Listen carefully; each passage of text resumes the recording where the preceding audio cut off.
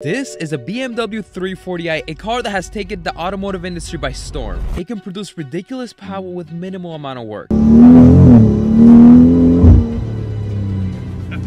And let's face it, it's one of the best looking sedans out there, making it impossible for anyone not to want one. And that includes me. But there's one big issue. They range from $20,000 to over $30,000. I can't afford that. That's until we found something in the middle of nowhere behind someone's house. An abandoned 2017 BMW 340i. The regular person wouldn't do this, but me, this is my one opportunity. I present to you my 2017 340i M Sport.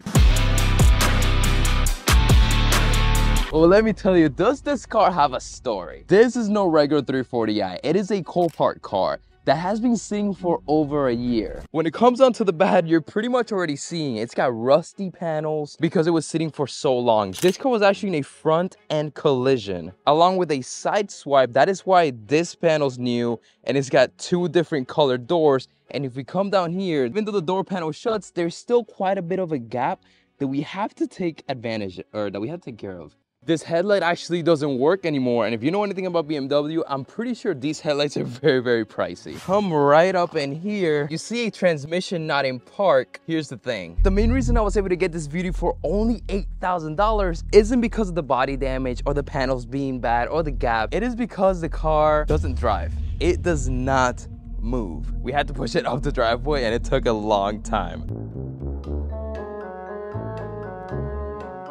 Purchased from Copart thinking it was just a couple panels being bad, and when they got the car and went to drive it, well, it just didn't drive at all. A bunch of transmission malfunctions, and a year and a half later, here we are. And performance! Drum rolls please. Comment down below what you think this car was bought from Copart for. $11,900. And well, I'm praying that this is one man's trash and another man's treasure, and that by the end of this video we have a running 340i. But let's get into the good, amazing side of things and why I went and pretty much impulsively bought this car. But man, I can just imagine us driving through the highway in this car. I cannot wait. The fact that the previous owner that tried rebuilding the car had already bought all the panels, he even bought M3 style fenders and the M Sport bumper that the car already comes with. It's just such an amazing deal and so much money I'll be saving and not really having to spend.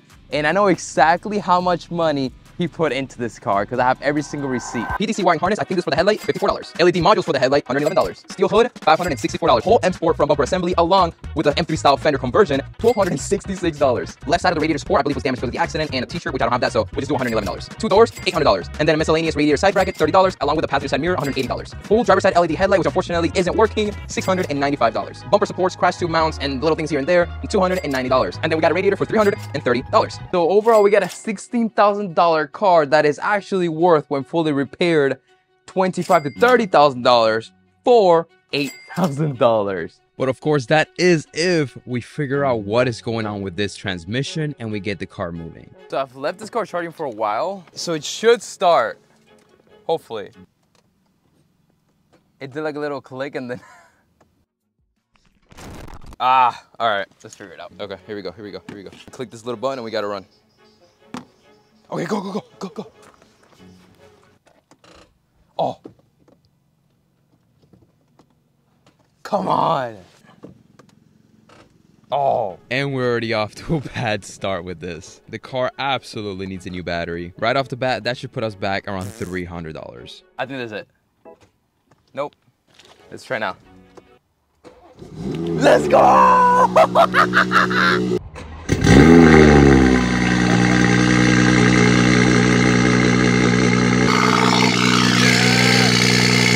That is one nice sounding B58, baby. And of course, 80,001 miles. So it was never driven after getting it from the auction. But of course, like every car, it needs a wash. Even though it looks absolutely horrible, we have to give it a nice wash before we figure out how to put it up a hill into the shop.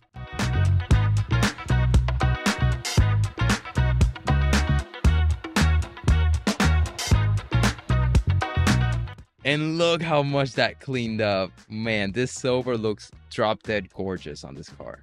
US vehicle, 2017. Boom. All right, first ever code scan. Here we go. Here we go. Here we go. Here we go. A total of 22 codes. Oh my gosh. My plan by the end of this build is to have one code. It's a BMW. We're just gonna leave it at one code. We're gonna skip the engine ones right now because we know that the car runs perfect. Let's go to the transmission. For the transmission ECU, we got 2 codes. The parking log after time has elapsed incorrectly released. And we got CF2F02. Signal invalid transmitter DSC. And of course, we got plenty of other codes that I'm not extremely worried about, but I'm sure all of you would be really interested in them. So you're seeing them on the screen. Now, obviously, a lot of it has to do with the fact that a lot of things aren't connected. They're disconnected. And I mean, the car was in an accident, but what I'm most worried about is the transmission codes, and so far we have 2 that I just showed y'all. So right off the bat, the most important thing is getting a good visual look at the transmission from under the car. See if anything is cracked, if anything is missing. The only information we received from the previous owner is that he took it to a shop, which he told me the name of, had them diagnose the transmission, the mechatronics unit, and right after that happened, he had to start going to college and pretty much gave up on the build. And he never replaced the transmission or anything else. Do I believe him? Sort of. Let's start with making sure that it's the right transmission.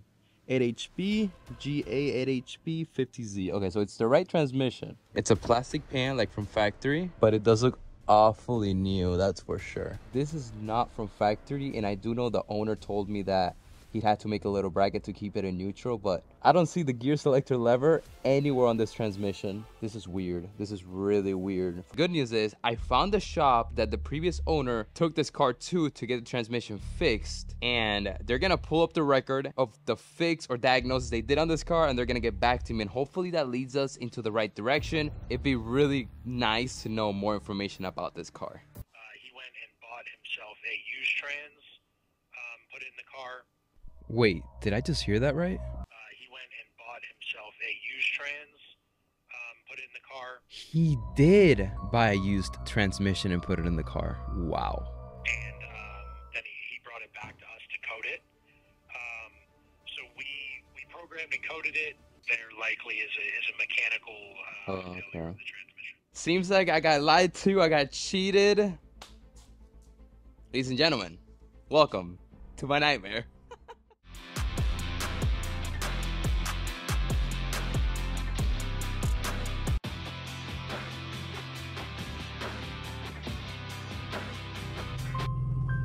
$321.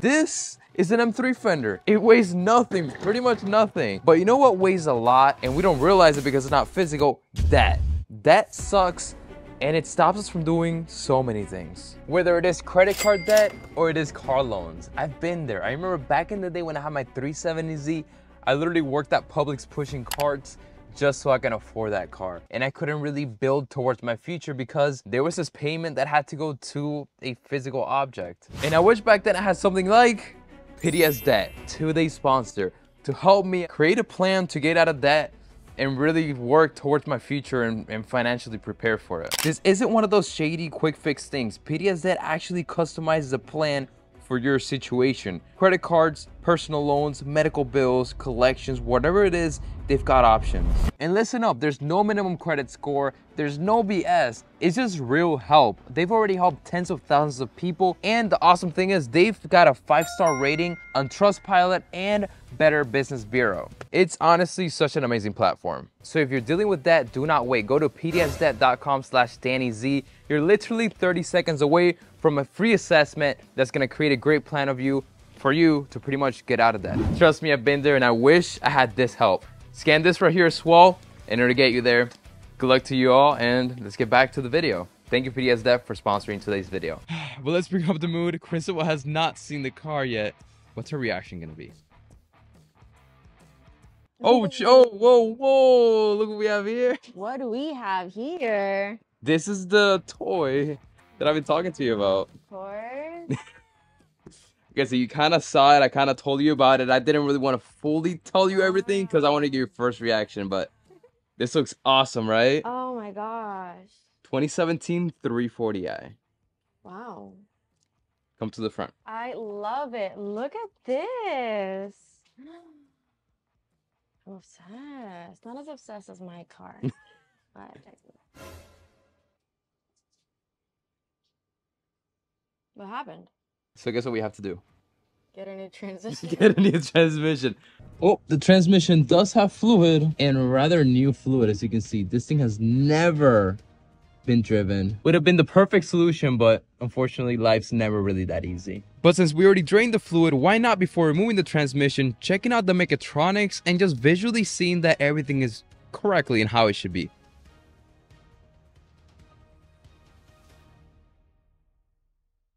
And here we have the whole mechatronics unit.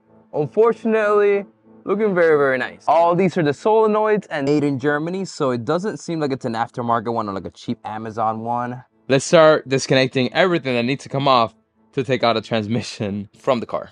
Hi, baby, are you excited?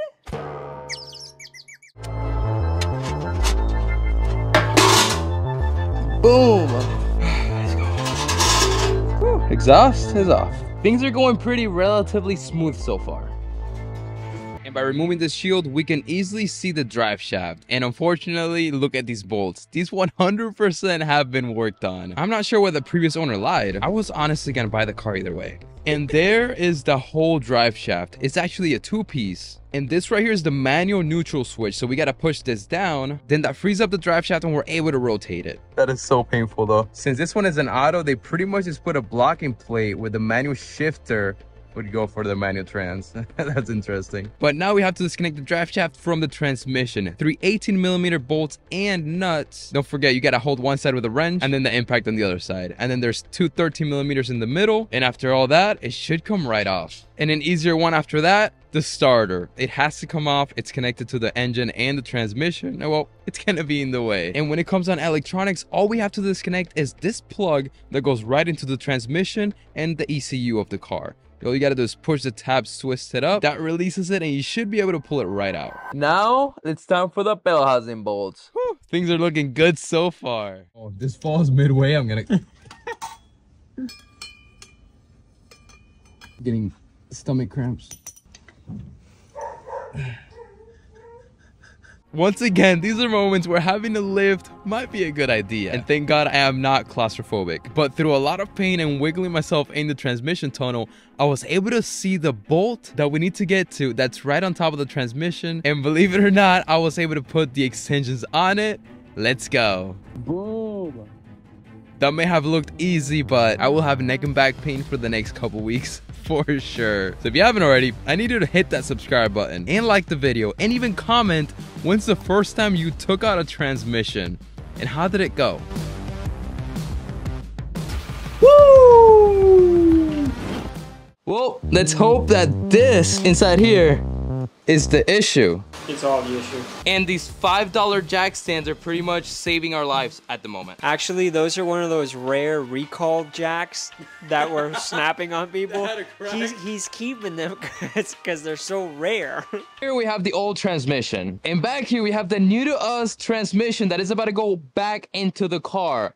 And I'm not gonna film anything. We're literally doing what we just did in reverse order. Even though the transmission looks identical and they have the same part number, after doing a little bit of research, well, this transmission does not fit in the car. It simply doesn't. And I'm heartbroken. It would be nice if they changed the part number if it's a different transmission, but hey. Clap your hands if you're an idiot. It is an 8HP 51Z. Here's the thing though.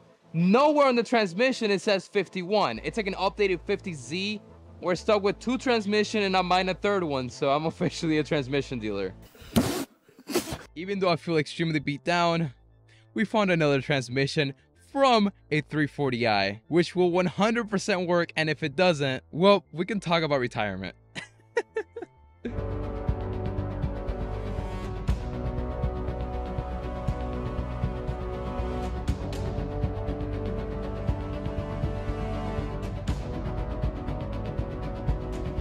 Transmission's mocked up. Now it is time. Oh, transmission is in and we just got a new co-worker. Hi, girl. Please grab that. We can't leave the car. Grab that one. Agita, grab it, please. Agita, grab it. Agita. Yeah, I get it. All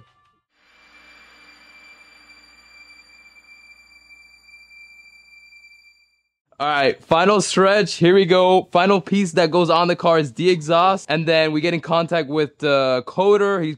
He codes the transmission to the car, and then we find out that that wasn't the issue.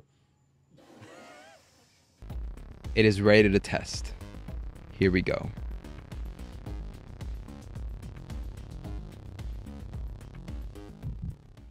Here we go, y'all. Here we go. Hopefully, oh, it's gonna be a loud cold start, isn't it? All right, let me close the hood. It's insane how my nerves get when I've put so many hours and so much time and money into one moment, which is this moment right now. Whew, okay, so I was told before I even started to fully turn off traction control. That's so loud for the outside. I can't, I don't want to touch this lever. Here we go.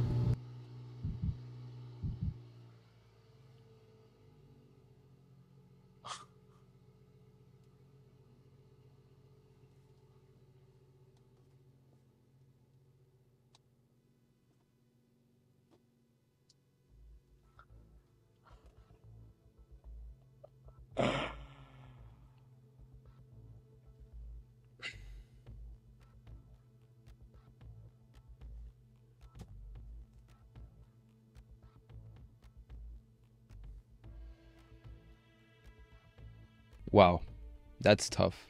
That's a dagger right to where it hurts.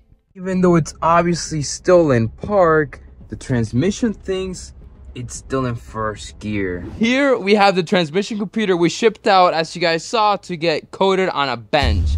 Now, what we're gonna do, we gotta jack up the car, take out that mechatronics with the transmission computer, put it outside, and then put these two in the transmission. And I'm praying that we have a driving 340i. Here we go. What feels like the last hope for all this, but yet again, we already programmed the transmission. Was resetting it / programming it outside of the car really gonna make a difference? I really don't think so, but here goes nothing. Oh my god! Oh my god! Oh my gosh! We're going in reverse! Holy sh! It f***ing worked! It f***ing worked! Oh my goodness. There's no way that worked. Wow. What? Oh my goodness. God, thank you. There's no way. These are the happiest 3 feet of my life. It's got a backup camera. What? We have a driving 340i. I mean, we drove 3 feet, but we have a driving 340i. That was the issue. It didn't want to be reset or coded remotely. It had to be done on the bench. Whatever remote beamer did and whatever that bench looks like, I'm so thankful and I absolutely love them. Wow. We're driving.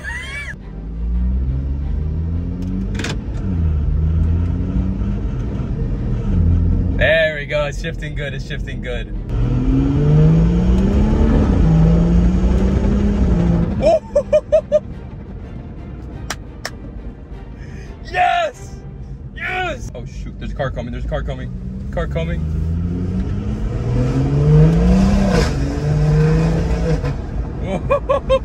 But there's still one big issue. The car still looks like an $8,000 BMW full of rust, dings, scratches, and like it was in a burn accident. Even though we got the biggest headache out of the way, things are just getting started. It's time to make this car more presentable. And that means taking it from its current state, which still looks like an $8,000 BMW, to a brand new second-hand $25,000 to $30,000 BMW. Ta-da! But unfortunately, my car's just not doing it. So I gotta get, it's doing it. Yes! I don't know what I did though. Oh, I think this is for the light. Look at that.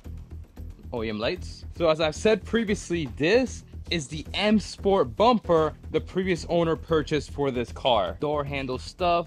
Oh, I had no idea he bought carbon fiber mirrors for this car. That is sick. Oh, and I guess we also got some nice goodies I didn't know about. Let's go. Nice. Another amazing find, the front bumper sensors. I mean, the whole deal. Check this out. If you're anything like me and you don't know much about newer cars, well, now they have parking sensors, which are ultrasonic sensors that are located in the front bumper and rear bumper that helps detect obstacles when parking. And after doing some research online, they're about $30 each, and there's 4 in the front. This is everything that was inside of the car for the front end assembly. I don't think we have everything, but I think we have a really good amount to work with, and then we can start ordering everything. And it didn't really make any sense to mock up the front bumper when we had to take it apart for paint. So let's stop messing around and drive the car 20 minutes to the paint booth.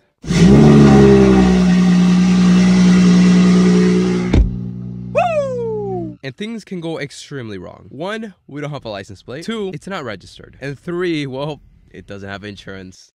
Guilty. And this car looks like an absolute Frankenstein car put together. 2 completely different colored doors, rusted front panels, and 1 headlight that doesn't work at all. But hey, this is the beauty of building cars. You get to see it at its lowest point, which makes it that much greater when you get it to its highest point, which we're gonna do in this video. Lucas, how are we feeling about this build? This is the best one so far. We're working on some rust, trying to get all this rust out. Simple enough, but the quarter panel has some damage and I really don't know how we're gonna fix it. Are we going to be painting the whole quarter panel? Yep.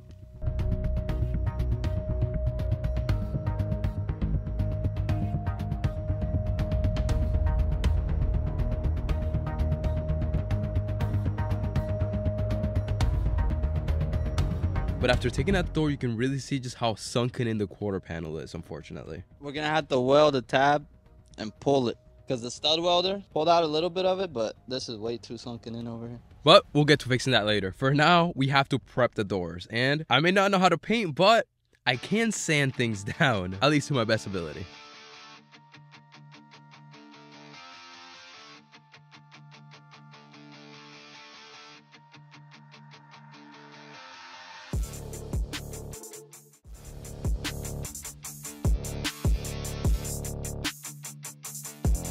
Those fenders are almost ready for paint. And back to the quarter panel we go. There's so much jumping around. As you see, the quarter panel is completely sanded down and then a tab is welded on. And this is used to pull on the tab. And after pulling in quite a bit of bodywork, look how awesome that looks.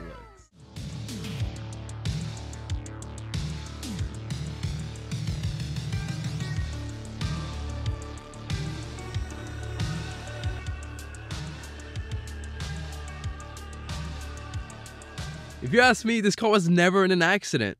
It simply wasn't.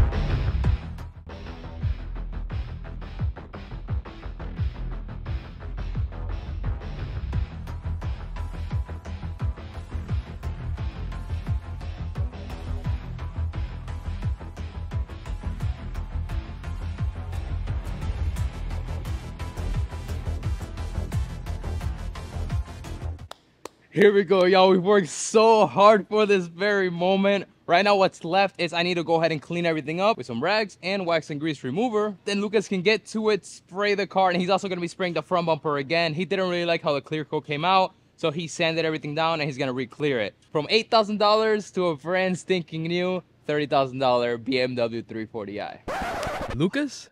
Just kidding. I'm the one that's actually painting this car. I'm just kidding. Let's keep going.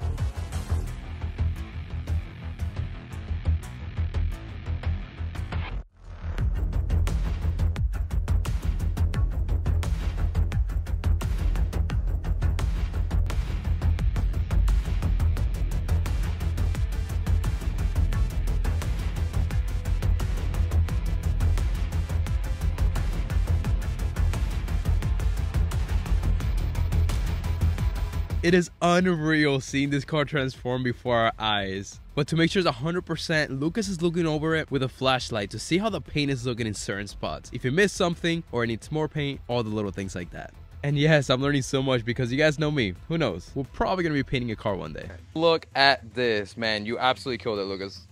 You're the GOAT.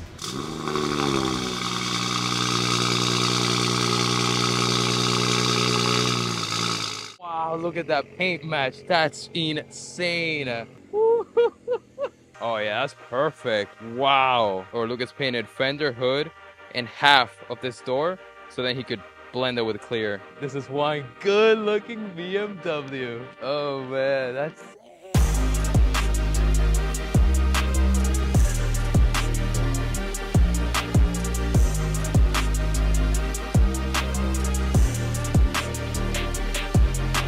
it's time to throw on the front bumper so we can finally get her home. But the challenges aren't over yet. We have to throw on the bumper and really see how the fitment is. Because even though we focus so much on the transmission issue, this car was in an accident. And if some things were moved around, the fitment is never truly gonna be right. And well, it's not gonna look good. And there's gonna be a lot of figuring out to do.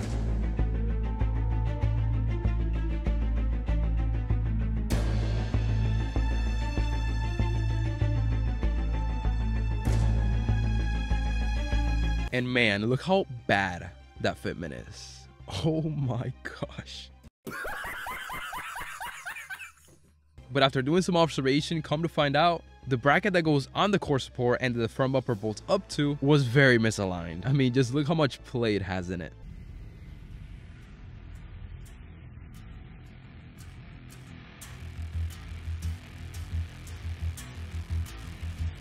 And thankfully it's looking so much better, but not quite how it should be sitting. And turns out the headlights are the issue. Oh, there we go. That's how it's supposed to go. Right there? Yep, tying that up. Compare that nice gap to the side that wasn't even hit. So what Lucas was saying, he probably tried putting these on by himself. And well, it's not really gonna work. Look at that. That's no bueno. Look how much wiggle room. That's insane. So it's supposed to go like that. And that is looking so much better. We can still play a little bit with it, but when we get home and we take off the front bumper again and put it back on, we'll make it just perfect. So to fix all that, we have this box and this entire table full of car parts to, well, finish off this car and bring it back to its nice OEM life.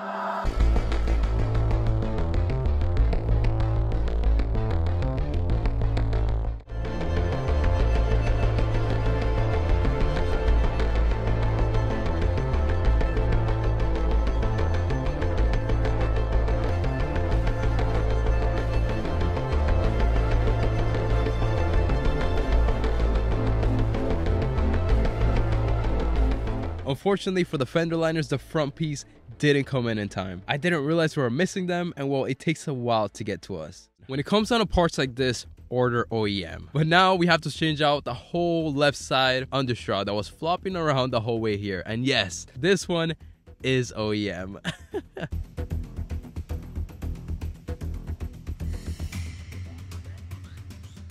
Next up, we got the nice gloss black fender pieces.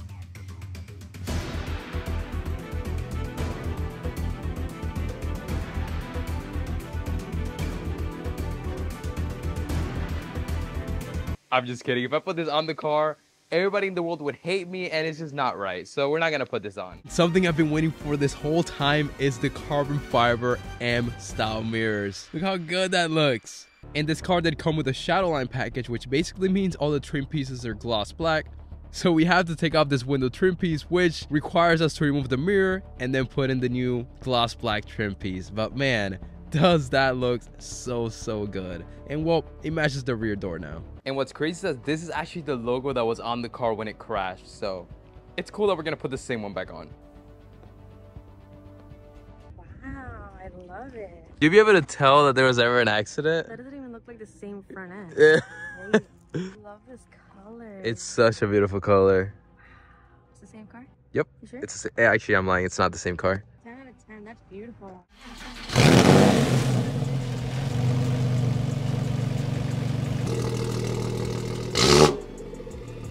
Ooh, a real carbon fiber rear diffuser. Ah, this is so sick. Look at that. I believe this is like an M4 style rear spoiler. It's taking off the current fake diffuser, and it's just a bunch of little bolts at the bottom. The stock diffuser is being held on by two 8mm bolts on each side, and then two Torx bolts at the very middle. And then, well, it just comes right out. Well, old diffuser is out. Look just how insanely weird this rear end looks now. What do you think? Okay, you didn't have to say all that. You guys did notice the rear reflector was missing on the car. So we went ahead and got it. It clicks right in, very easy. But I noticed the old reflector is also bad. So we also decided to change that out just so they both have the same shade of red. I think it goes like that. Now, to throw on the diffuser was a lot more difficult. It uses the same exact mounting points, but the issue was it wasn't long enough to reach all the mounting points, and I think I know why. I believe the carbon fiber diffuser worked. Now, not a whole lot to the point where the diffuser doesn't fit, but enough to make this install extremely difficult, and enough to the point where we had to drill a hole so it can be properly bolted on to the passenger side of the car. But all that was totally worth it because this looks absolutely incredible. Look at the rear end of this car. There's honestly no other material that looks better than carbon fiber. It's gonna go right just like that. Leave a little bit on this side and leave a little bit on this side as well. And the top just sits flat on the trunk, and the fitment down here is perfect. Wow. How are we gonna put it on? With some 3M. Since we are 3Ming it on, the most important thing is that you get a squeaky clean surface. So use some alcohol. Nah, don't drink it. And we also want to clean the surface of this. Now, when it comes to using 3M on a wing, you want to put, well, pretty much as much as you can, because we don't want this to fly off on the highway and cause old Betty to lose control of her car. We did it. Let's go. Oh my goodness. Gap on this side, gap on this side. Man, that looks pretty darn good. How balanced the rear of the car looks now. Inside this box is a pair of taillights I genuinely didn't even know existed. Oh my gosh.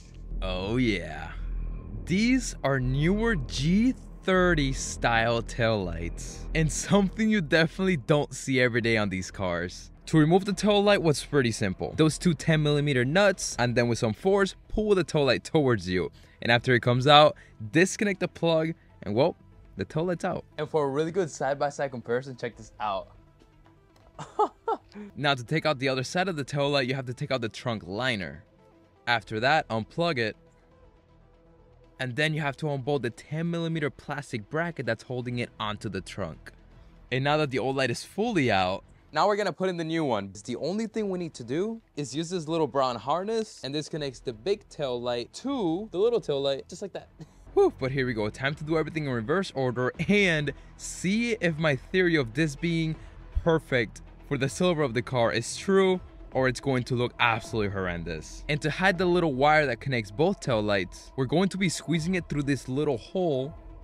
Pause. And then guide the wire through the inside of the trunk liner up this little plastic piece which connects directly to the tail light. And look at that, you can't even see the wire. So if you're planning on doing this, this is probably the best way. Oh my gosh. And that's not even the best part. Check out the sequence that it does when you unlock the car or start it. Oh, that's so awesome. You can't have a diffuser or a front lip without some side skirts. Carbon fiber side skirts.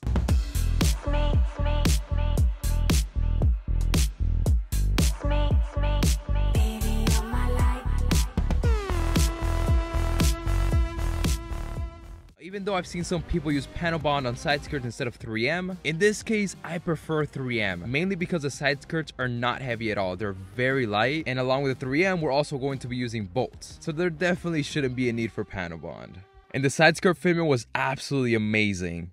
It has a little hook that pretty much guides you on how the side skirt goes. The 3M is going to allow us to keep it on the car, so then we can bolt it up. And those are two forms of support, which should be plenty. And as you're seeing, my favorite part about these side skirts is they are very subtle and OEM plus. It's not a lot, it's just perfect.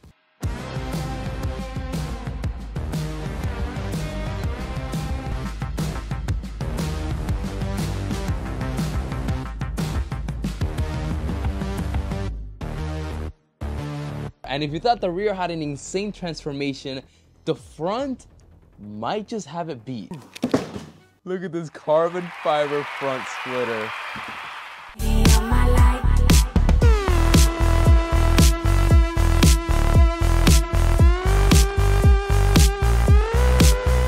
Now I'm scared the front lip won't fit, but it should. And it should sit just like that. Wow. And yes, to throw it on, we're also going to be using 3M tape. Why? Because that's pretty much the best option. You don't want to do panel bond on your front bumper paint. The mounting points are pretty much in front of the bumper where everybody can see. So you don't really want to use panel bond because if something happens one day, you're gonna have to repaint your whole front bumper.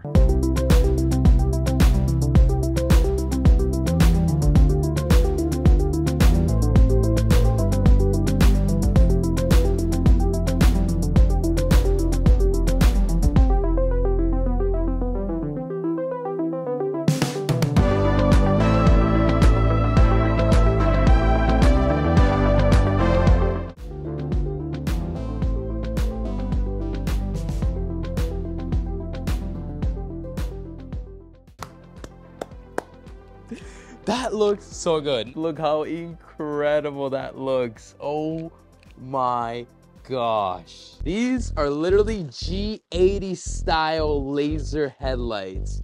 What? You heard that right. G80 style headlights on a 2017 340i. This car just turned into a showstopper. Into the car she tells you not to worry about. And the best part of all, it should be easy plug and play.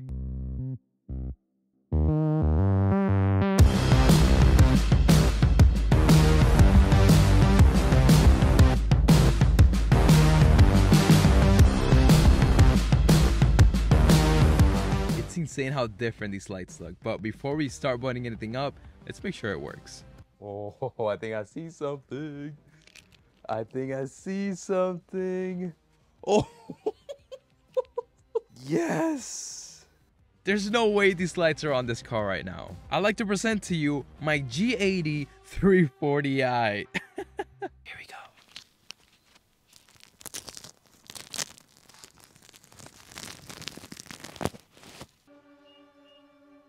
Oh, that's bad. Oh, man. The headlight doesn't work. Now, as I mentioned, the plug from the car still had a little bit of residue, but even after cleaning it out, it still didn't work. Everything was going way too smooth. So we proceeded to check the fuses that are in the trunk of the car. All the fuses seem fine. Second fuse box, here we go.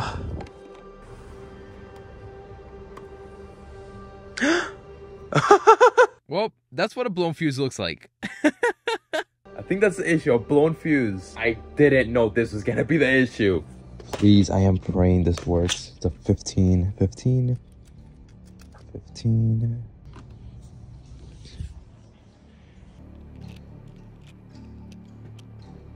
I'm so nervous. Okay. Please, Lord, work.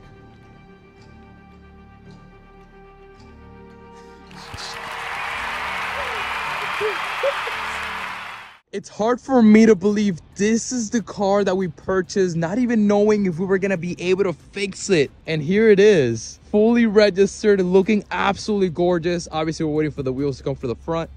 But wow, please, somebody pinch me. This is so absolutely gorgeous.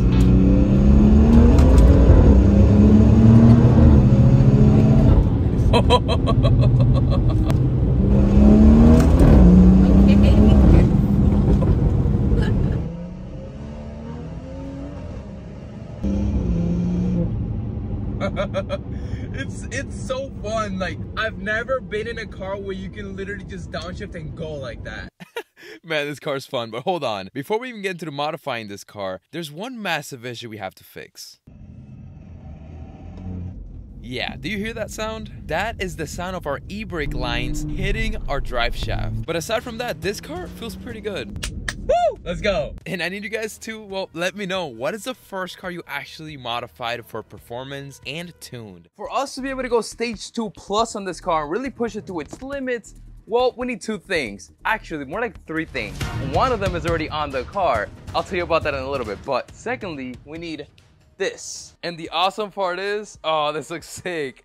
This was only $155. With this air filter, it'll reduce airflow restriction, therefore allowing the turbo to spool faster, quicker throttle response, and it'll sound incredible. Zoom, zoom, zoom, zoom. 1, that's number 2. Look at that. The sensor we're disconnecting is the MAF sensor. Pretty much what measures the amount of air that's entering the engine, especially the mass of the air. And this is the data that enters the ECU and that it uses to calculate the proper amount of fuel to inject for the optimal combustion. Now, take this out. There's a flathead right here, little bolt. Also, let me know, what was the first car you ever installed an intake on? Mine was my good old Nissan 370Z, and that was legendary.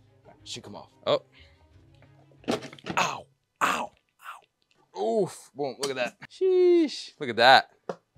It's a big old intake box. And as you can see down there, I keep saying it every time, but that is where the single turbo from this car is. How cool is that? I mean, you can just get to it so easily. And that is the VRSF downpipe right there. So that's something, well, we don't have to touch, which is just really awesome. Step 2, take this out, and it is that clamp. Yup, right down there. How the heck am I gonna get this?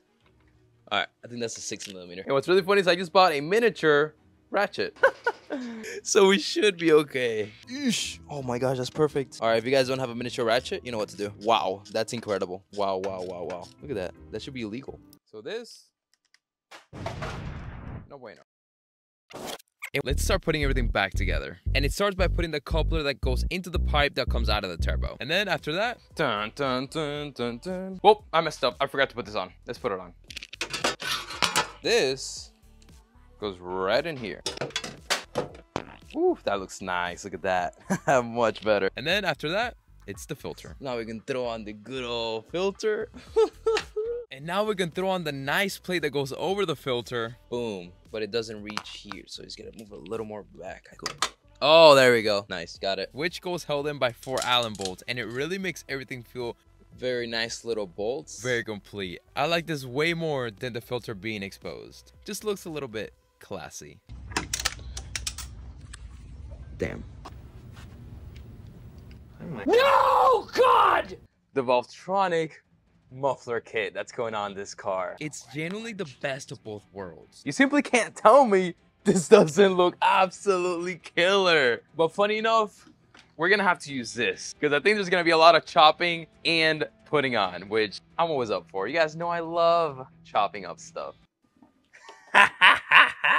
To be 100% safe, I'm gonna be cutting right here. Don't try this at home, be careful. I've never done this before. So let's get it, baby. My plan here is very straightforward. Chop off as least as possible just to make sure I'm not over cutting, because that won't be very fun. Oh my gosh. I almost just died. Oh my gosh. And when I say it sounds bad, this thing was bad. Let's get this exhaust on ASAP. Everything is shaking right now. They did have to cut just a tad bit more so the fitment could be really good. And after that, he welded up the new pipe, which is a smaller diameter than the Valvetronic one, so we can easily slip it on and slip it off easily if we ever need to take it off. And after that was bolting up the muffler, fixing the exhaust tips, and well, we're done. Look how incredible that Valvetronic exhaust looks under the car. This might be one of the nicest exhaust / axle bags I've ever had. Carbon fiber tips, and that metal just looks so good. Let's get it started. I cannot wait. Jesus Christ. We're gonna be controlling the valves through the app. And look how sick this is. When you click open, the flaps open. When you close them, well, obviously they close them. Wow, look at that. Look at that. This is the horrible sound and the issue we've been hearing since we purchased the car and got it running. That's the issue. Yep, that's the issue right there. The e-brake cables are not being held by anything to the firewall. So every time we accelerate, it just drags, well, on the drive shaft. And I'm noticing there's like no room to work with. So we gotta figure this out. It's crazy that that's normal. Pretty much from what I'm able to see, this bracket is being held on by one 13mm nut. And then it should slide back. But the issue is there's like no room to work with. And the one thing I don't want to do is drop the gas tank. Yeah, I couldn't really figure out, so we went to plan B. What is plan B, you may ask? Break the bracket. With a good old pry bar. When in doubt, take the pry bar out and go ham. Finally. Let's go. Woo. There it is. And as you can tell, it is missing that piece. I just found out why it's a $1,000 job. I don't know how I got that bracket in, but we're almost there. Now we just need to get the lines into the retainer, but this wasn't that difficult. We used very long nose pliers and we had just enough room to be able to squeeze it together. And well, everything is secured and we should be good to go. Thank you, Lord. I'm actually never doing that again in my life. Never in my life am I doing that again. Okay, we have an issue.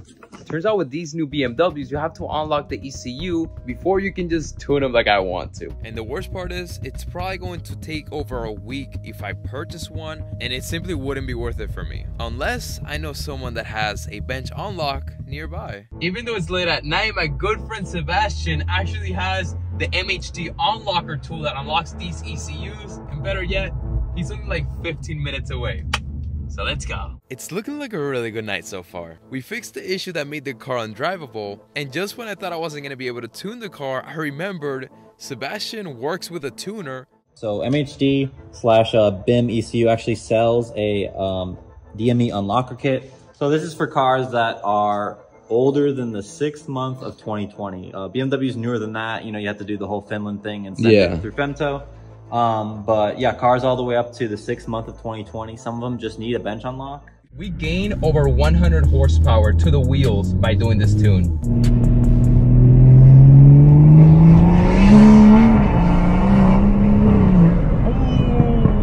Oh my gosh.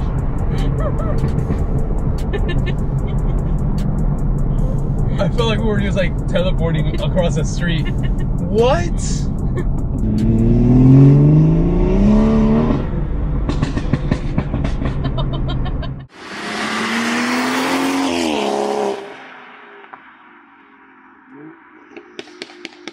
We're also going to be repairing just horrible BMW choices like these. Oh my gosh, look at this. It's all just falling apart. Look at that. It's stuck, y'all. It's stuck. It's stuck. It only wants to go forward. I mean, I didn't... Oh, that one, that said it's fully out, but not this one. Well, we're not off to a great start. The seat got stuck and we still have one more bolt to take off. It does not want to move backwards at all. There's the bolt, and it doesn't want to go more back. Oh, maybe this is gonna help. Maybe this is gonna help. Hold on.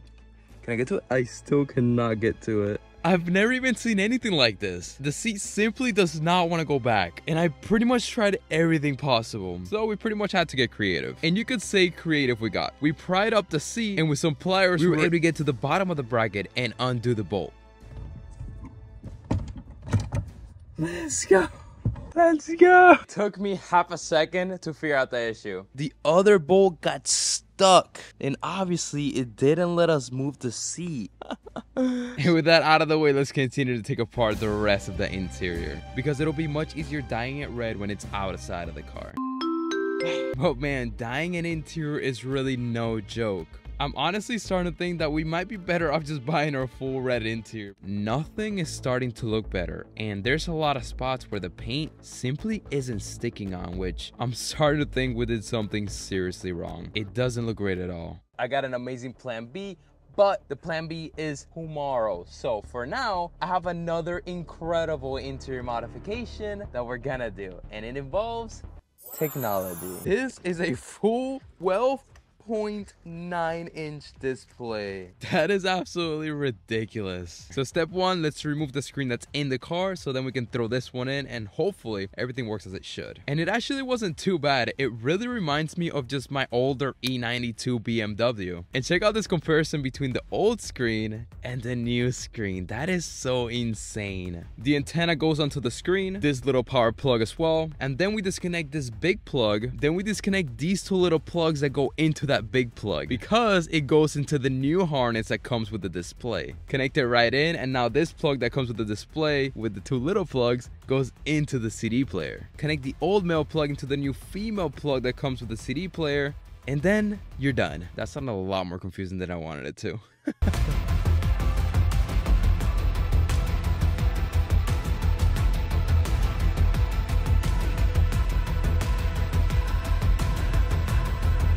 And even though this looks incredible, we can't just yet try it out because the seats are in the car. So let's go pick up the whole new interior for the car. The Home Depot Supercar Slayer van. And 1.5 long hours later, we made it to Hollywood, Florida, in a very special place I've been meaning to stop by, the OEM Garage headquarters. Some F80 M3 comp seats. What? How crazy is that? But sorry, not just seats, a whole interior in this rare individual color option called Cohiba Brown. I don't even know what that means, but it sounds pretty cool.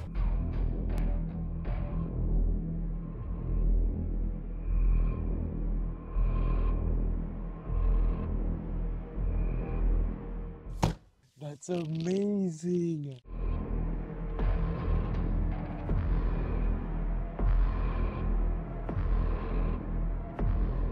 It fits. Yes. I'm gonna get myself a driver because these seats are so comfy. Oh my goodness. I don't want to drive this car anymore.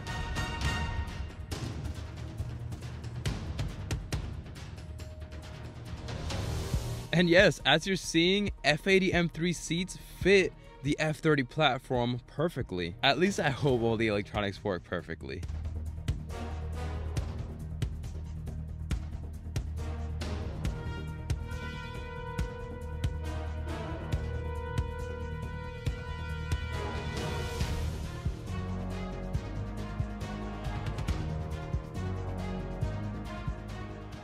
This is such a great comparison as to what an F30 seat looks like next to an F80 seat. Look at this. Wow. And I'm really praying that all the electronics work as they should. Oh my goodness. Oh. It works. It works. It works. Man, do M3 comp seats look good in here? I mean, it looks like it was supposed to come in this car too. But from this seat, we do completely have to bring over everything from the old seat to the new one. And that includes this white box, which I genuinely don't really know what it does, but I'm thinking it has to do with the whole driver setting. After switching that, we do have to go ahead and bring over the controls because the new seat simply didn't bring it. And I have read online that if the seat airbag blows, it is a good idea to change out the seatbelt tensioner. So we're doing that as well, just to be completely safe. Lift up the back. Nice. Then we gotta plug it in and move it back. See if it works. See if it works. Nice. We got it. At least we know the electronics work 100%. Oh, this feels so good, and it's not uncomfortable because the bolstering is just so nice. Look at that. Okay, let's zoom out a little bit.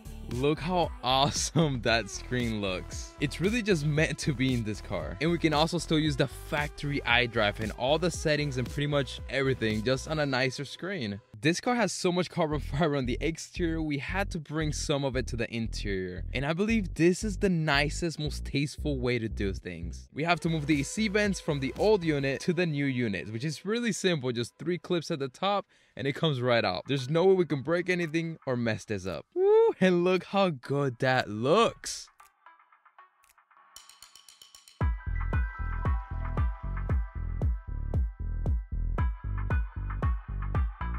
Right there. Oh man, does that look good. It's little, but man, check this out, check this out. A little carbon fiber gear selector. So that goes right there.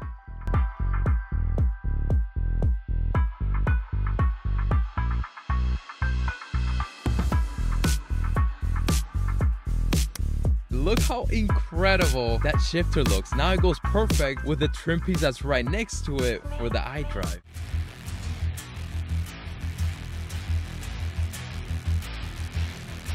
Moving everything from one steering wheel to the next steering wheel is somewhat of a challenge, especially if you've never done it before. But I think we'll be okay. And I have another awesome surprise for the steering wheel.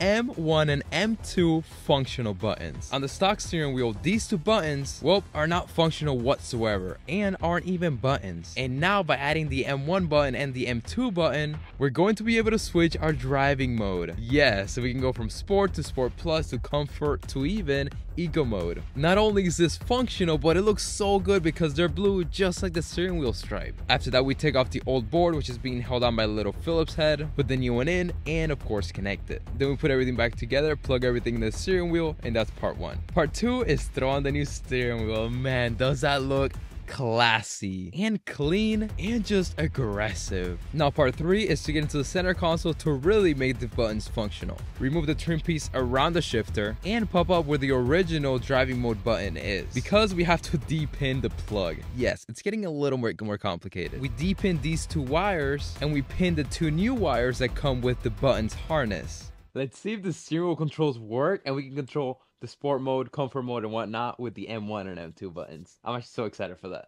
Oh, we can! Oh my goodness! That is so sick! And the good thing is we can still also use these buttons, but now we can also use these buttons.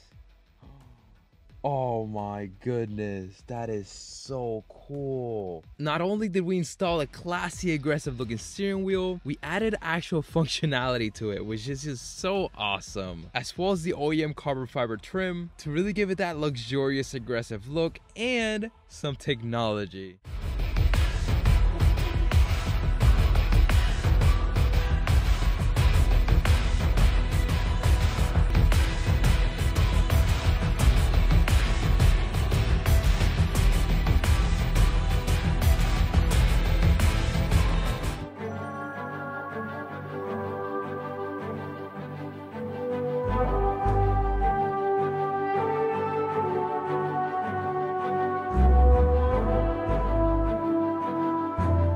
How crazy is it that we have all this in front of me? Over here we have a 6466 PSR turbo. It is a ball bearing.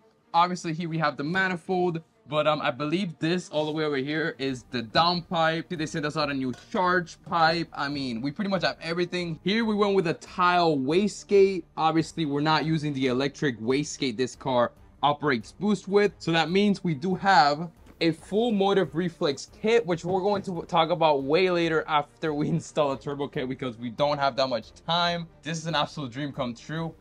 Here we go. The first thing we have to do is disconnect this $155 eBay intake. Disconnect everything, disconnect the charge pipe. So now we just have to lefty loosey, righty tighty.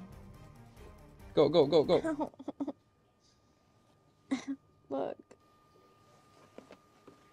You're fired. And funny enough, exactly where this intake is sitting is where the new turbo is gonna go. Sheesh. This usually solves it.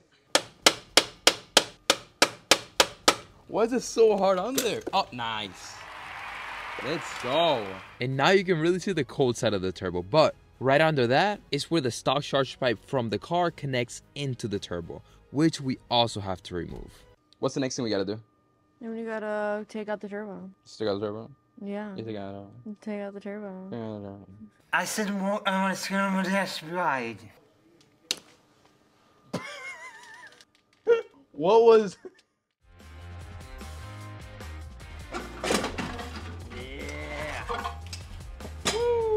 One very last thing before we start disconnecting this turbo, and it is removing all the coolant and oil line from the turbo so it can come off and not get stuck. Here we go.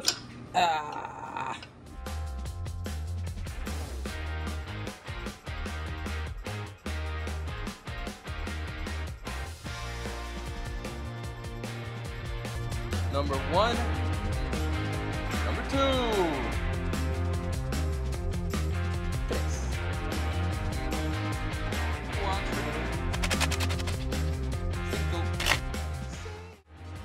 There we go.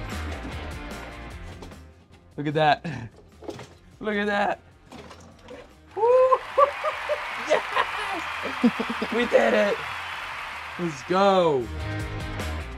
Yo, look at this awesome side-by-side comparing the smaller stock turbo to the big top mount turbo. First things we're doing right off the bat is setting up the wastegate. For this setup, we decided to throw on 12-pound springs. And to put it back together, you gotta line up the holes and screw in the Allen bolt. Really had to put in a good amount of hours overnight to know how to set up the wastegate properly, route the line to the max solenoid, which we'll be seeing later, and just wire everything up properly.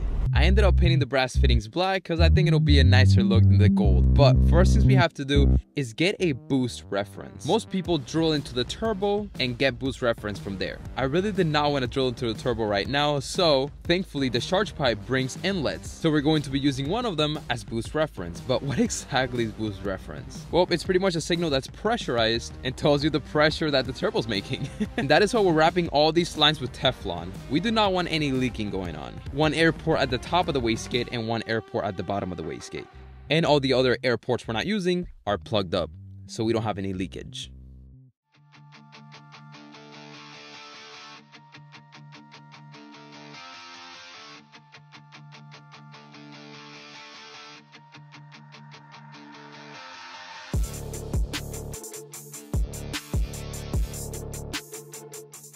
Oh, and this is so much better to move around compared to the stock turbos we took out. Oh, so we're using the same technique, which is set it in here first in the grooves, and then you can, yep, just like that. I gotta put this in here. Oh, don't fall, don't fall.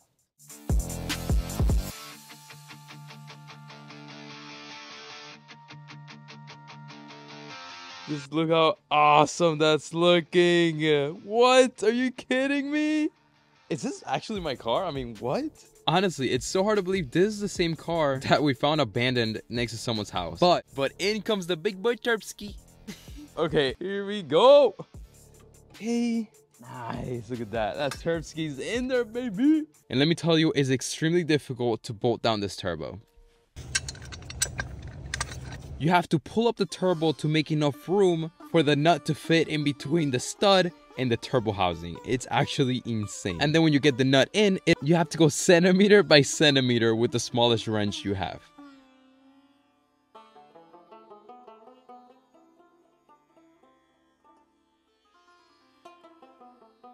And now that the turbo's in place, we can start routing the oil lines, starting with the turbo drain line, which uses the same location as the stock turbo, which is at the bottom of the block.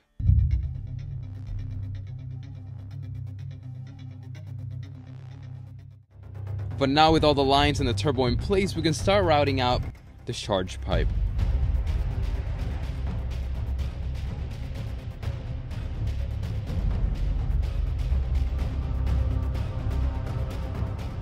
Another very important piece of the puzzle thankfully arrived in time. This is a max solenoid. This is pretty much what regulates the boost in a way for turbocharged vehicles, because as you guys know, we're not using the electronic one that BMW has. So what this little electronically controlled pneumatic valve does is pretty much regulate the boost pressure sent from the turbo to the wastegates. And then this goes connected to the boost controller, which we're gonna talk about when I'm installing that, and that's how everything talks to each other. Since we know this turbo is gonna generate a ton of heat, aside from the turbo guard, we should also wrap the downpipe, which is exactly what we're doing, and it's not too difficult. It doesn't take a ton of time, and well, we're also going to be meeting it up with the rest of the downpipe, which was kind of a pain to do. Oh, it's hitting the manifold. Okay. Turns out this downpipe is not fitting at all. But if it's not working from the top down, let's try it from the bottom up. Oh, hi, Mark. Okay. I was genuinely starting to worry, because if we have a bad fitting downpipe, that's just not fun for anybody. But thankfully, Speed Tech makes quality and it fit just fine. Now we can talk about the reflex. The amount of things we can do with this little device are endless. It's going to be our boost controller. It's also an auxiliary fuel control, so if we ever decide to go port injection, it'll control the extra injectors. It also has flex fuel integration, which we are going to be running flex fuel up to E85. And that goes wired with this rat's nest. And I found just the right spot for the reflex unit, right in here under the tray. Let's go. But now we can do this, everything will be tucked in here. And when we put this cover on, obviously much nicer, you can't really tell. Let's go. And to route the sensor down there, I have a good idea. We're going to be wrapping it in hard wire. And when getting under the car, we pull on it and it should, yep, there it is right there. But what was not easy was this crank sensor. I mean, just look at the location of it. No, it's not that harness going up. The sensor itself and the harness, you cannot see it. This is beyond painful. The crank sensor is right up there. To be able to actually see it, we need to remove this bracket. It's being held on by these hex bolts and T-torque sockets. How did they think that was okay to even put it in the game? And it was a nightmare. One, there's no space to get up there at all. No room for filming. This is literally me complaining, not realizing my microphone's off.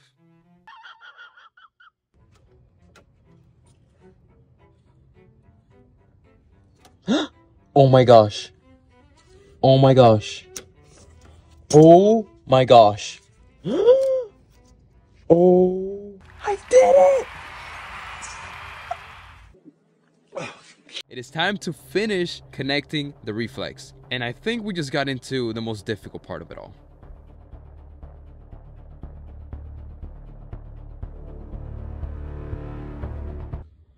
Oh my gosh. We really are deep in this project now. Like, there's no going back.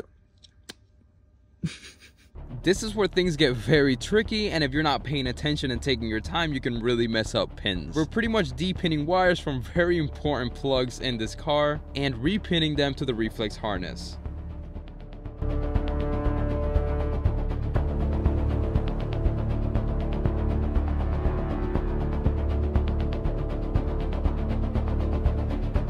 I think this is the last D pin. Here we go.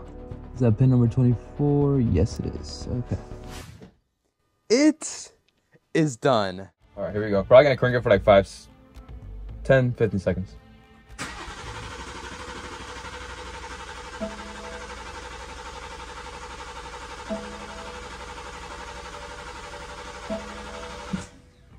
That should be good. Thankfully, we can pretty much see everything from up here. Oil line is good. Pretty sure the turbo has oil in it now. It's time for the first startup. All right, here we go, here we go, here we go. Oh my gosh! What? It's spooling, all right?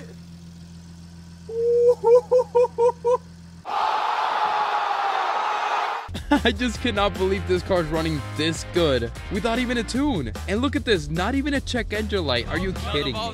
But either way, it was on for like 10-15 minutes. No check engine lights. Coolant was bleeding properly.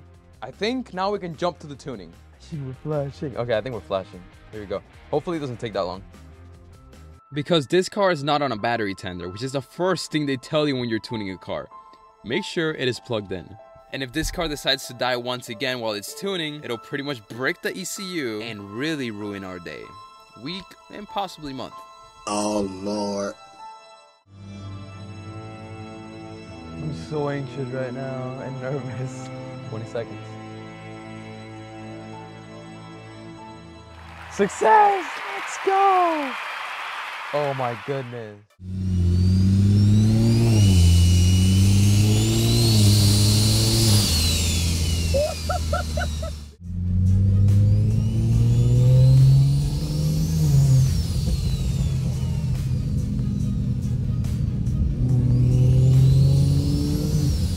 Oh my God!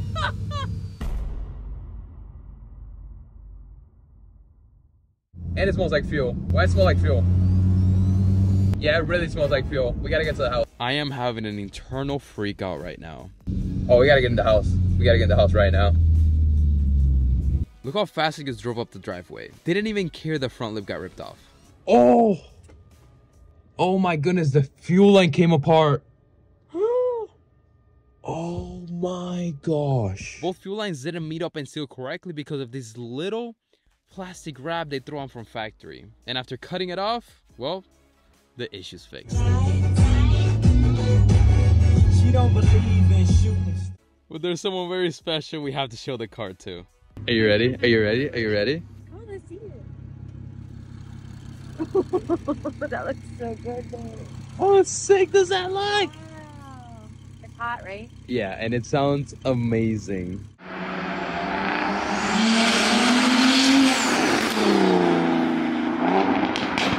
Oh my god! Well, I'm gonna try to make my BMW make more horsepower than this car by the end of this video.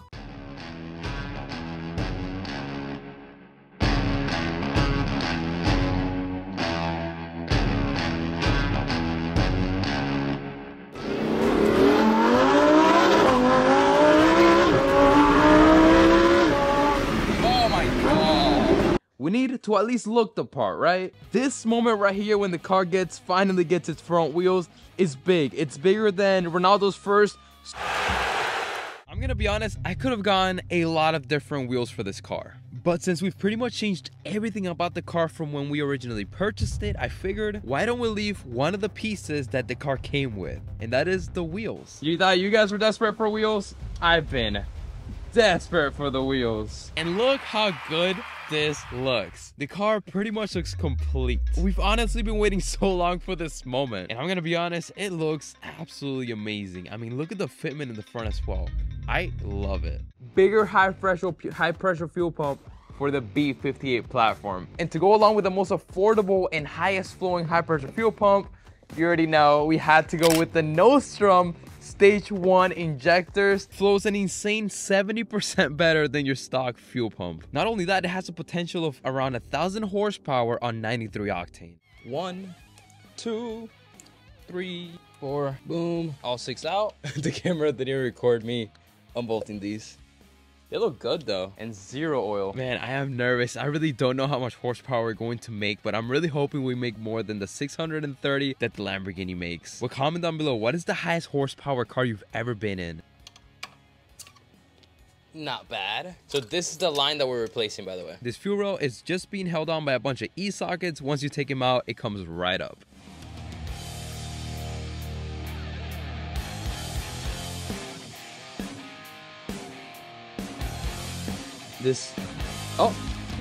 First fuel roll is off. And now we get a nice view of the injectors. Unfortunately, we can't just remove them. We need a special tool. Yeah. Like, come on, BMW, a special tool? But okay, here we go, the injector tool. Pretty much how it works is this little bottom piece goes over the injectors and locks itself. Then all you have to do is unscrew the top and the injector should come up.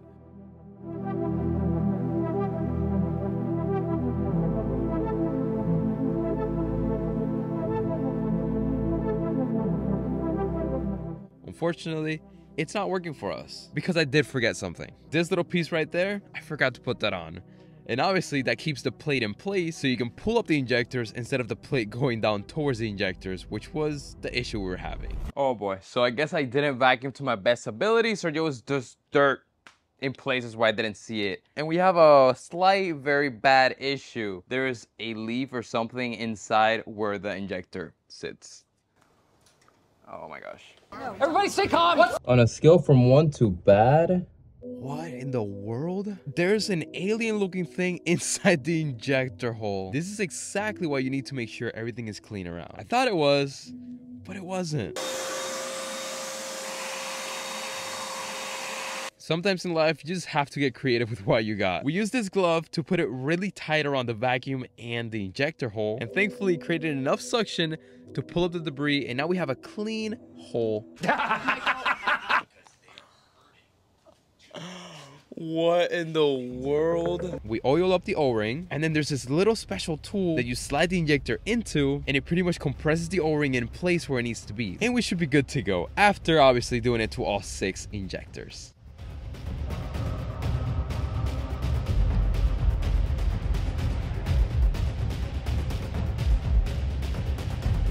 Not sure where it goes yet, but we also got this nice new fuel line.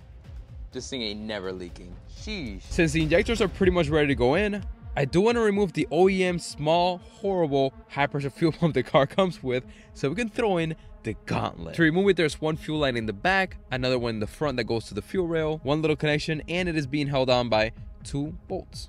After all those things are disconnected, the high-pressure fuel pump is also ready to come out.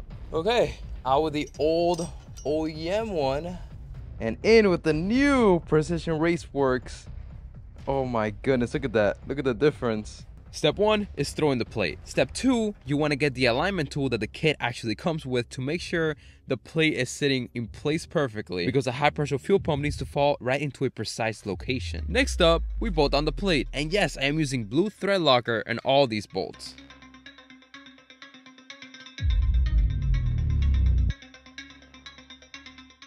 And now the funnest part is put everything back to how it was before.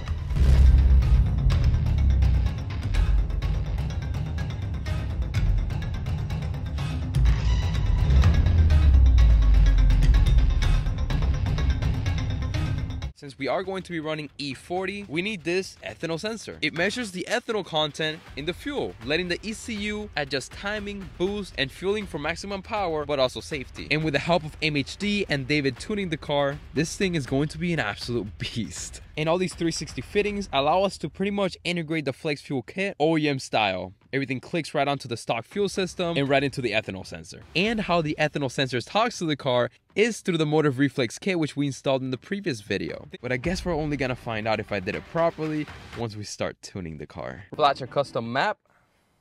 Stop it. BMW has something called XHP, which tunes how quickly your transmission shifts. Now, yes, our transmission is just temporarily fixed. If the temperatures get too high for too long, it could potentially break once again. But when we're tuning over 600 horsepower, we're throwing all the transmission tunes at it. We're going stage 3 transmission tune with XHP. There's 4 stages, stage 0, 1, 2, and 3. We're going for the 3rd one. Boom, flash now. If all that's 15 megabytes, it's what's gonna let this car shift faster, if not just as fast as a Lamborghini. That's pretty funny. I honestly cannot wait to see how quickly this car is going to shift. We gotta go to the gas station to finally fill up the car with E, aka ethanol, for the very first time.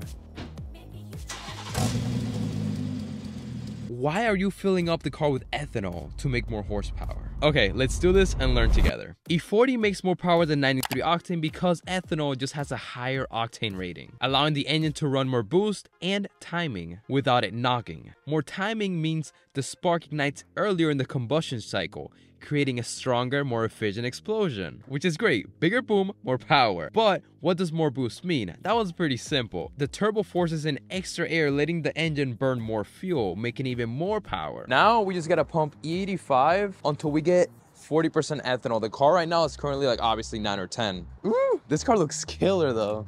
And that's how we're gonna beat a Lambo, through science.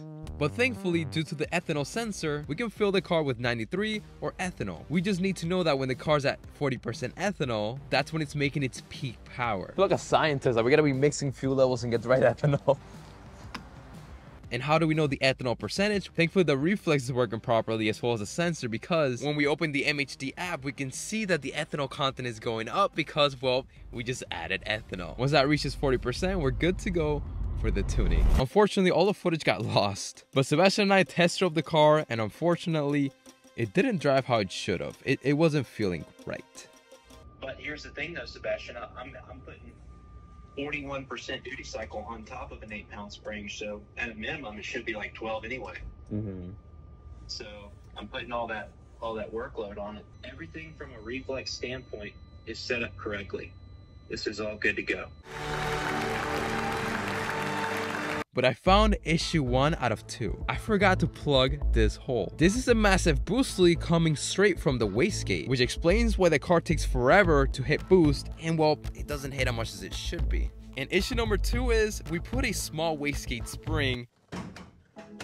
Ladies and gentlemen, let's take off a wastegate because we gotta make some power. Think of your wastegate like a bouncer at a club. The spring is his strength. An 11-pound spring is a weak bouncer, barely holding back the crowd. So the Mac solenoid, his backup, has to work extra hard to keep boost in check. But if you swap a 15-pound spring in there, now the bouncer is stronger, handling more boost on its own, so the solenoid can chill, less stress, more stable power, and not overwork. And now the Mac solenoid can do its real job, adding even more boost. Okay, whew, we got it off. I dropped it. And I do not want to mess up where the vacuum lines go. So to remember, we're going to be using Christabel's nail polish. To open up the wastegate is very simple. It's just being held down by a couple Allen bolts. When removing them, it comes right up. So what we're going to do is put 15.95 PSI into this. And after looking at the chart, spring rate for this very wastegate, 15.9 pounds, is a red spring, a yellow spring, and a black spring. Okay, well, the tuner just threw 7 or 8 more pounds of boost at it. Let's see how it reacts. Alright, here we go.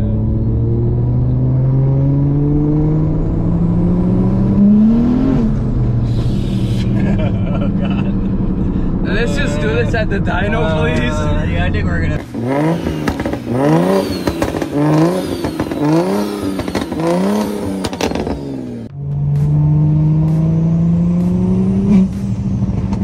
This car scares the crap out of me.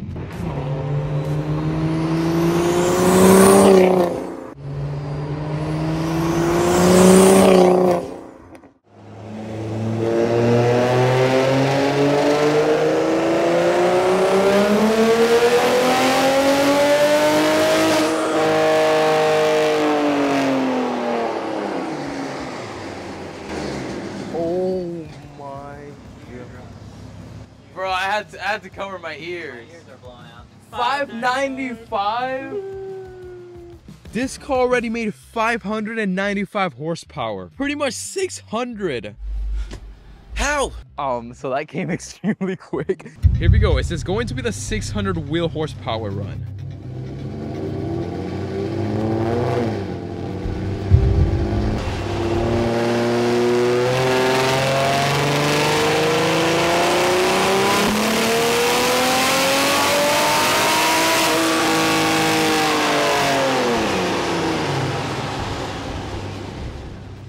Oh, dude, let's go. 630 wheel with 600 torque. Like, if you're not tuned by David, you're simply not living life the right way. If it ain't tuned by Shoop, it's poop. This car is already the fastest car I've ever owned. And since the dyno is an hourly pay, us and David are trying to be as efficient as possible. After every run, he sends over the map, we flash it through the phone very quickly, and we make the run on the car.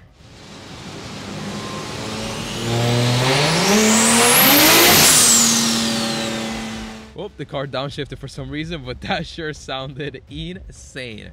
It's pretty much an airplane taking off.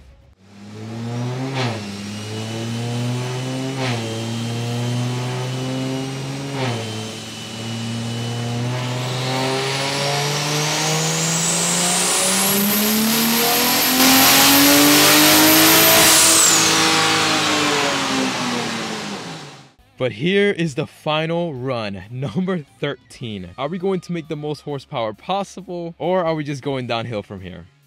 We'll see.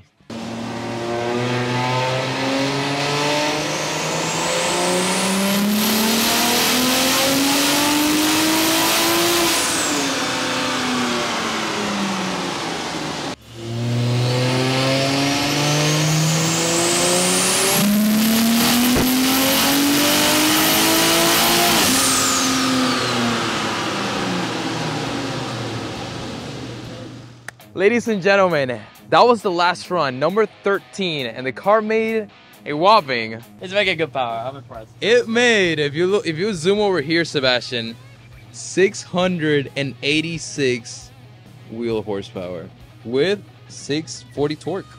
That's over 80 more wheel horsepower than I wanted, or I thought we were gonna make. So that's amazing. This car is kind of scary now, though.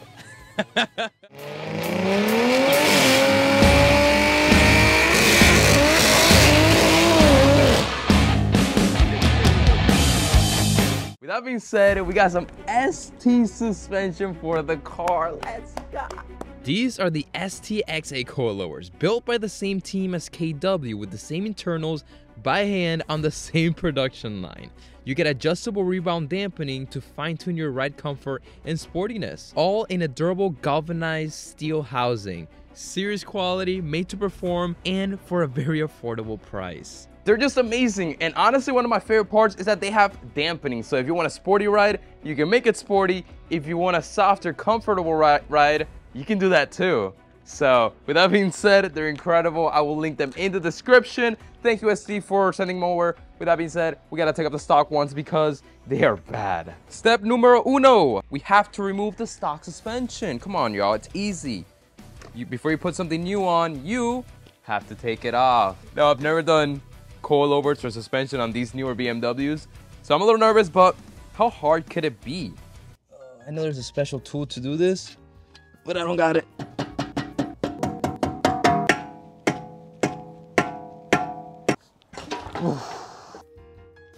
Got it. The strut is literally angled. What? Wow, and this is the strut that I told you guys was bad. Wow, I didn't know it was this bad. Look at this. It's like angled this way. We kind of messed up because we needed the top hat, and we should have loosened up the top hat bolt when this was in the car. Well, we didn't. So, sketchiness, here we go.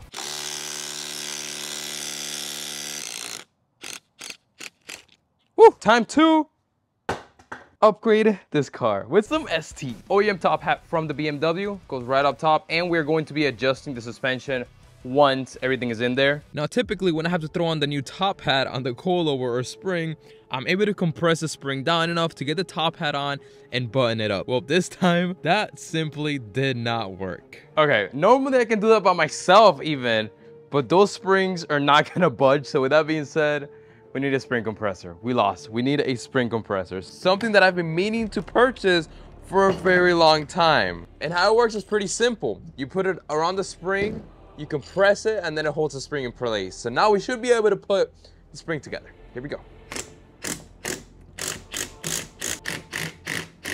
And just like that, the new coilovers are set to go in. And look how good that looks. And thankfully, unlike taking out the stock suspension, putting it back on was way easier, which is awesome. Now we go off to the rear suspension. This one is a little tricky because the spring is separate from the coilover or the strut. So first we have to remove the strut, which is only being held on by one bolt at the bottom and 3 little ones at the top. And yes, we also had to remove the top hat from the old strut to put onto the new one, which had to buy a new tool set to do so. And it is called a pass-through socket. And this is how the rear suspension goes on. The little helper spring goes towards the bottom and the yellow spring goes towards the top with the adjuster that allows us to adjust the height for the rear. And we can now throw on the rear suspension, which was a lot easier to put on and take off than the front suspension, surprisingly.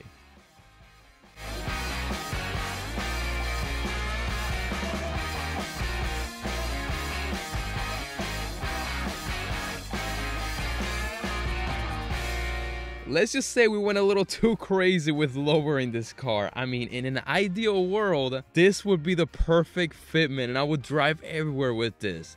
The only problem is, I literally wouldn't even be able to get this car out of the driveway because the fenders, bumper, and everything would get ripped off. And to adjust the dampening, they do bring out a little tool and it tells you how many clicks and what it does, if it softens it or hardens the suspension. And of course, previously we did have a bent wheel on the car which barely allowed us to drive it. Well, we finally got the new wheel in and got the new tires for the rear as well. So Michelin Pilot Sport 4s, we should now be able to hook and book on this car. No more spinning. We started out with this car abandoned and truly didn't know if we could bring it back to life. And thank God that we were able to. We learned so much through it all. And I can truly say this car changed my life in a way. But not only did it change my life, it also changed someone else's life, the previous owner. We got in touch with him and well, this is his story. But yeah, the story on the 340. I always wanted one. Ever since I got my 430 as my first car and COVID came and I started watching one stock and seeing what he could do with the platform. And one day I was actually fortunate enough to find a really good deal on one, the silver one.